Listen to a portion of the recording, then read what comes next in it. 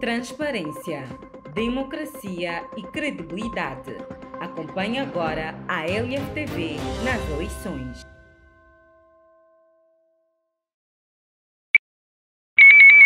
Olá, LFTV nas eleições. Mais uma vez estamos aqui e para a nossa apresentação estamos com Márcio Loureiro, ele que é candidato a vereador aqui do município de Lauro de Freitas. Márcio, muito obrigada por aceitar o nosso convite e seja bem-vindo aqui ao espaço da LFTV. Obrigado, é uma satisfação imensa, né, estar aqui nesse espaço e ter a oportunidade de falar um pouco mais sobre a minha trajetória e aquilo que a gente tem feito no município de Lauro de Freitas.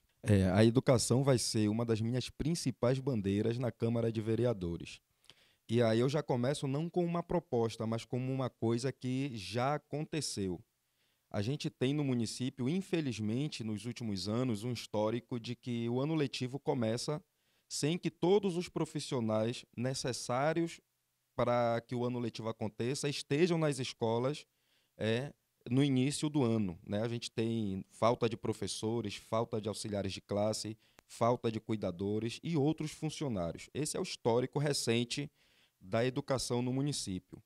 E como conselheiro municipal de educação, eu propus no conselho, eh, eu propus a gente criar uma resolução que obrigue o município a, a apresentar 15 dias antes do início do ano letivo a relação de todos os profissionais por escola. Então, o município vai ter que 15 dias antes do início do ano letivo falar quantos profissionais são necessários em determinada escola e mandar a relação de quem já está contratado. Então, pela resolução, o ano letivo só pode começar a partir do próximo ano se todos os professores, todos os auxiliares de classe, todos os cuidadores, todos os profissionais estejam em seus postos de trabalho. Então, isso é uma coisa que a gente já fez via Conselho Municipal de Educação para garantir o pleno direito à educação dos filhos e filhas da classe trabalhadora. Esperamos, de fato, e vamos cobrar, junto com os órgãos de controle, que essa resolução seja cumprida à risca para não ter mais esse problema de falta de profissionais no início do ano letivo. Então, eu começo falando de uma coisa que eu já fiz, não é apenas um compromisso, é algo que já está valendo. A resolução já foi publicada no Diário Oficial do município e homologada pela Secretaria Municipal de Educação.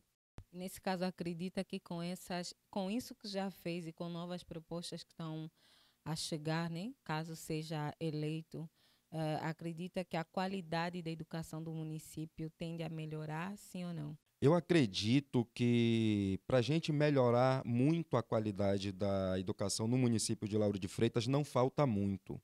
E por que que eu digo que não falta muito? Eu sou servidor da educação há 13 anos, né? 13 é um número mágico para esse ano, viu? Então, há 13 anos eu sou servidor da educação, conheço muito bem a rede municipal de educação de Lauro de Freitas. Nós temos o melhor quadro da educação dos municípios da Bahia, falando de servidores. Nós temos mestras e mestres, doutoras e doutores, temos especialistas. Então, o quadro profissional da rede de Lauro de Freitas não deixa a desejar em nada para a melhor escola particular do estado da Bahia. Nós temos excelentes profissionais que precisam ser valorizados. Ou seja, então, embora o município tenha excelentes profissionais, reconhece que há uma debilidade na questão de melhoria, né? Por exemplo, salarial, porque nós vimos que esse ano foi um ano que teve algumas paralisações, né, com relação a manifestações, com relação a pedido de aumento de salário, falta de qualidade para que os professores façam esse ensino chegar até os seus educados. Então, o que tem a dizer com relação a isso? Na verdade, as paralisações, algumas aconteceram esse ano, elas foram mais por outras questões que não as questões salariais. Né? A gente tem, historicamente, no início do ano, o debate sobre o reajuste do salário, né? Isso é uma obrigação legal do município, e o município de Lauro de Freitas é um dos poucos municípios da Bahia que sempre pagou o piso nacional do magistério. Então, as paralisações, na verdade, elas se deram muito mais por conta de condições de trabalho que foram altamente precarizadas e pela infraestrutura da nossa rede. Quando eu falo que falta pouco para a gente melhorar muito a educação do município, é porque nós temos já o essencial, que é ter profissionais muito bem qualificados e que são incentivados a se qualificarem de forma permanente. Nosso problema, do meu ponto de vista, é a nossa infraestrutura. É um absurdo a gente ter um município com arrecadação de quase R$ 1 bilhão e a gente receber a notícia que o forro de uma sala de aula caiu na cabeça dos alunos, caiu na cabeça do professor. Então, a gente vai precisar investir muito para melhorar a infraestrutura das nossas escolas. Nós não temos bibliotecas decentes nas nossas escolas. Quando a gente ouve dizer que tem biblioteca, é uma sala que foi improvisada, muito precariamente, colocaram lá dentro alguns livros e chamam de biblioteca. Então, a gente vai precisar investir na infraestrutura da nossa rede de ensino, construir bibliotecas, construir espaços de convivência, construir laboratórios, né, melhorar as salas de aula. Nós brigamos muito e uma das nossas paralisações, algumas delas, foi por conta da climatização das salas de aula. O município recebeu, em 2019, R$ 118 milhões extra, fora o que já estava previsto no orçamento. O município recebeu extra R$ 118 milhões para usar exclusivamente na educação. Foi com esse dinheiro que foi previsto a climatização das salas de aula em 2019. E isso só começou a se tornar realidade em 2024. Então, mesmo com dinheiro em caixa desde 2019, a gente teve toda essa demora e foi uma briga dos profissionais de educação, dos professores, das professoras, dos coordenadores, dos auxiliares de classe, dos cuidadores, de todos os profissionais de educação que lutaram para que a climatização nas escolas fosse realidade. Então, quando a gente fez toda essa movimentação de assembleia, de ocupação do CAUF, foi muito mais para cobrar melhoria nas condições de trabalho e melhoria na infraestrutura das escolas. A educação é uma das suas principais bandeiras, caso seja indicado a vereador. Quais são as outras bandeiras que vai levantar no decorrer do seu mandato? Vamos lá, a gente tem a questão ambiental, que é uma questão crucial, inclusive para a existência humana. A gente está vivendo aí um momento de transição na questão climática, né? Muitos fenômenos novos acontecendo, as cidades não estão preparadas para essa mudança drástica que vem acontecendo. Então, o meio ambiente é uma questão que me preocupa muito. A gente tem em Lauro de Freitas algumas áreas de preservação que estão sendo disputadas pela especulação imobiliária. A gente tem um caso grave, por exemplo, no Quilombo do Quingoma, né? A gente tem, inclusive, com ameaças à vida das lideranças quilombolas que estão lutando para preservar um solo que é sagrado, né? Um solo que é sagrado, um solo que tem uma história muito rica, que a cidade precisa se apropriar, precisa levar para dentro das escolas. Então, a gente precisa preservar aquilo que ainda restou de área ambiental no município, né, de rios, de florestas, que preservam uma fauna muito rica ainda. A gente tem a questão mesmo da APA ali do Joanes, no Jambeiro, que é uma área que vem sendo ali ocupada de forma irregular. Então, a gente vai atuar para fiscalizar com muito rigor a preservação do nosso meio ambiente. E quero deixar claro que, chegando na Câmara de Vereadores, nós vamos lutar muito pelo Quilombo do Quingoma, inclusive para combater as agressões que já estão em curso nesse território, né? Liberação de alvarás, de licença ambiental, de construção de empreendimentos imobiliários. Isso precisa ser visto com muito cuidado, porque ali é um espaço que precisa ser preservado. Então, o meio ambiente vai ser também uma de minhas principais bandeiras na Câmara, e também a mobilidade urbana, né? A vida em Lauro de Freitas está se tornando assim impossível pela questão da mobilidade. Você não consegue transitar na cidade. E não conseguindo transitar na cidade, você não consegue ter acesso à cidade, né? Você não consegue ter um acesso facilitado aos parques, às praias, aos espaços culturais, né? Até mesmo a estabelecimentos comerciais. Então, a gente precisa pensar muito a questão da mobilidade. Acho que vai ajudar muito o município ter aí se antecipado em trazer para cá, para Lauro de Freitas, 30 ônibus elétricos com ar-condicionado, com Wi-Fi grátis, que vai melhorar muito a vida de quem utiliza o transporte público. É lamentável que a oposição tenha votado contra esse projeto de melhorar a vida de quem usa o transporte público, mas graças a Deus e a nossa luta, isso vai ser uma realidade, querendo a oposição ou não. A gente precisa também legalizar os ligeirinhos. Essa é uma modalidade de transporte que já faz parte da cultura da cidade. Não tem mais como tirar.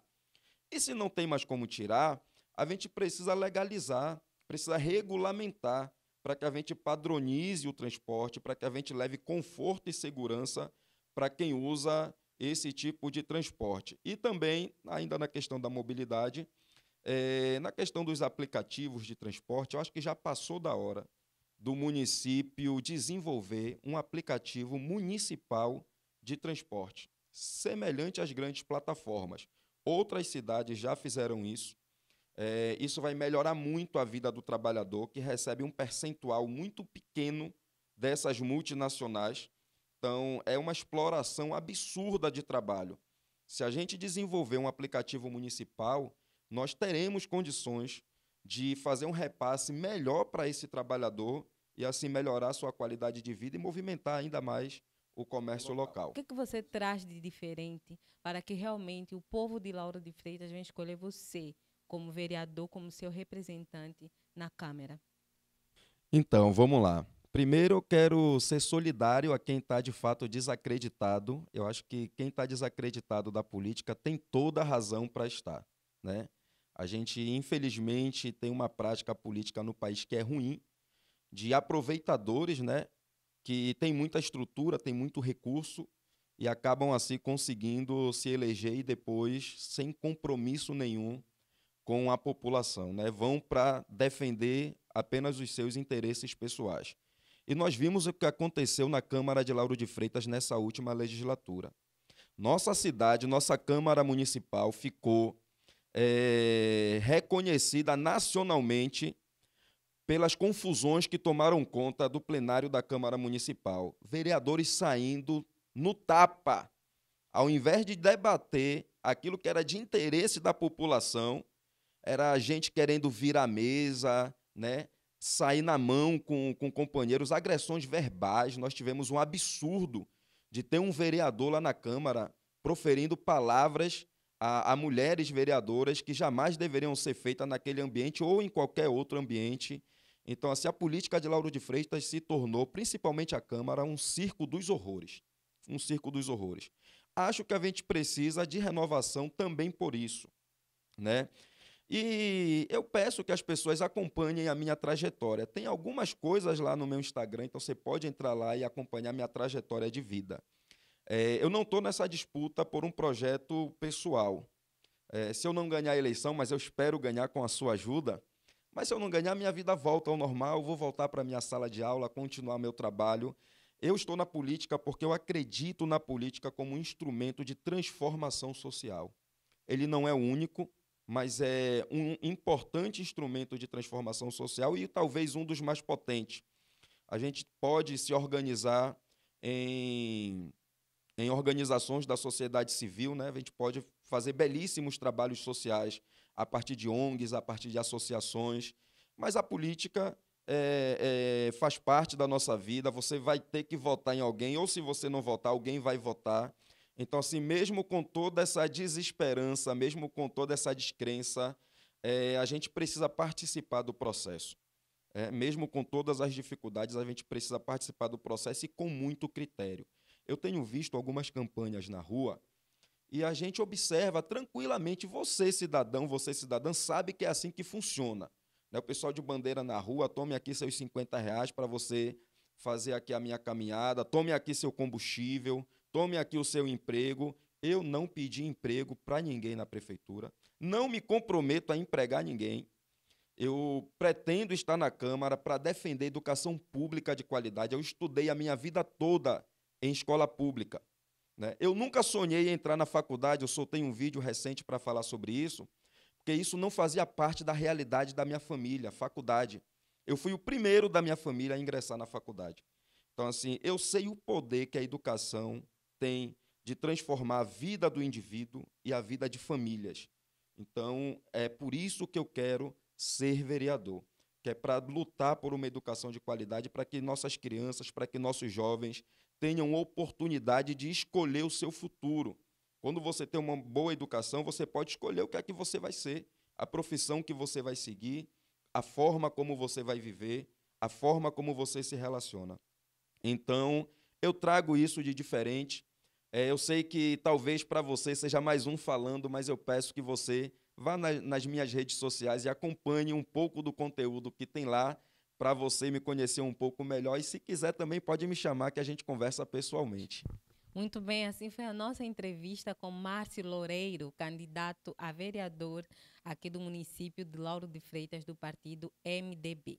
Muito obrigada e esperamos que dê tudo certo. Obrigado, boa sorte aí para todo mundo nessa eleição e que a população seja muito criteriosa na escolha que vai fazer. Saiba que você está fazendo uma escolha que vai impactar a sua vida por pelo menos pelos próximos 4 anos.